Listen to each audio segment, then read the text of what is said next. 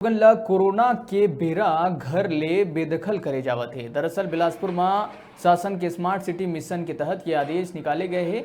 फिर बड़े सवाल ये उठत है कि आखिर कोरोना काल में का ये करना जरूरी रही।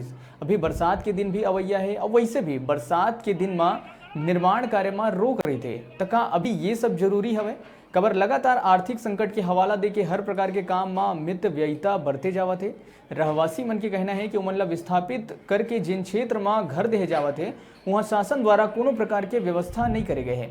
विरोध ये नाम से भी है कबर की सरकार द्वारा इमन ला पट्टा दे के स्थायी रूप ले रहे के व्यवस्था करे जाए के वादा करे गए रही से, जिन आज तक धरातल में उतर नहीं पाए हैं।